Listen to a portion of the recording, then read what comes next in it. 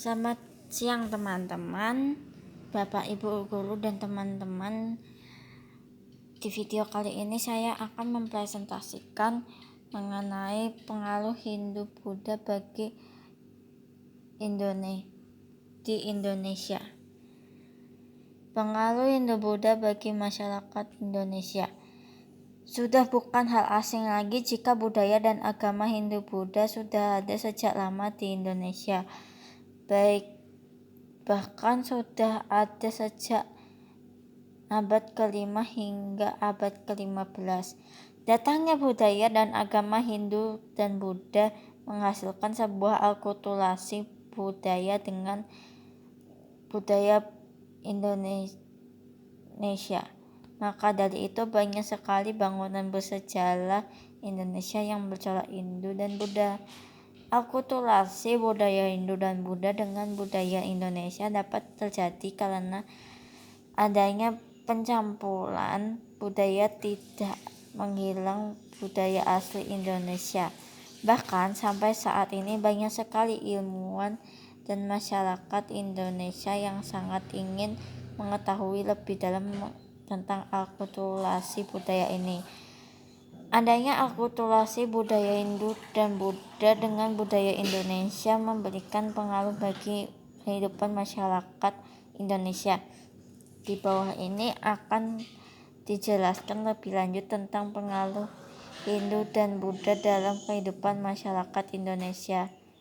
Pengaruh Hindu-Buddha dapat kita lihat dari berbagai macam bangunan, karya, atau bahkan hingga ke aktivitas yang bisa diterapkan dalam kehidupan sehari-hari. Pertama, seni bangunan atau arsitektur. Catatan sejarah mengatakan bahwa di Indonesia ada banyak kerajaan zaman dulu yang berlatar belakang Hindu dan Buddha. Maka dari itu ada banyak sekali bangunan yang dibangun pada zaman itu bercorak Hindu dan Buddha.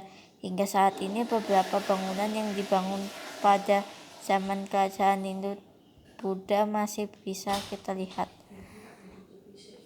Bangunan-bangunan yang dibangun pada kerajaan Hindu-Buddha biasanya berbentuk candi.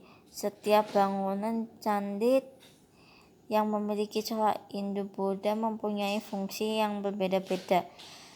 Ada bangunan candi yang berfungsi untuk tempat ibadah pemakaman, dan ada yang sebagai tempat pemandian suci. Candi yang berfungsi sebagai makam merupakan candi dengan corak Hindu, sedangkan candi yang berfungsi sebagai tempat ibadah merupakan candi dengan corak Buddha. Jika dilihat dari bangunan dengan corak Hindu-Buddha ini, maka bisa dikatakan bahwa kerajaan Hindu dan kerajaan Buddha sangat berjaya pada masanya. Pada dasarnya, candi terbagi menjadi beberapa bagian, yaitu kaki candi, tubuh candi, dan puncak candi. Kaki candi disebut dengan buloka, yang tubuh candi disebut yang berarti alam dunia fana. Tubuh candi disebut dengan Agutula, dengan Bulwaloka yang berarti alam pembersihan jiwa, dan puncak candi disebut Swaloka yang berarti alam jiwa suci. Namun ada akulturasi budaya membuat bangunan candi disesuaikan dengan kekhasan dari budaya Indonesia. Candi yang ada pada dua wilayah tersebut memiliki beberapa perbedaan, yaitu A. Candi di Jawa Tengah, B. Candi di Jawa Timur. Candi di Jawa Tengah dan candi di Jawa Timur. Candi di Jawa Tengah. Pada umumnya, candi yang berada di Jawa Tengah memiliki bentuk tambun yang dihiasi dengan kala-makala atau wajah raksasa. Hiasan kala-makala umumnya terletak pada pintu masuk candi. Puncak candi yang ada di Jawa Tengah memiliki ciri khas yang dengan bentuk stupanya dan bahan utamanya berupa batu andesit. Allah dari candi ini mengarah ke timur. Candi di Jawa Timur. Candi yang terletak di Jawa Tengah biasanya memiliki bentuknya lebih ramping dan ada hiasan yang lebih sederhana dibandingkan dengan kala di pintu masuk. Jika candi di Jawa Tengah puncak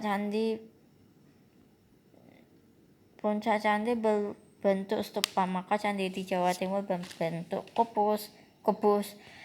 Bahan utama dari pembuatan candi di Jawa Timur adalah batu bata, sementara arah dari candi ini lebih mengarah ke barat.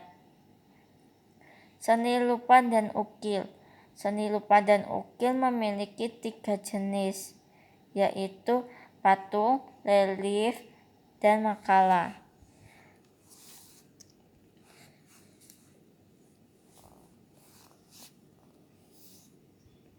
Pesan moralnya adalah mari kita masing-masing menjaga dan melestarikan budaya Hindu-Buddha di Indonesia dengan tidak merusak candi dan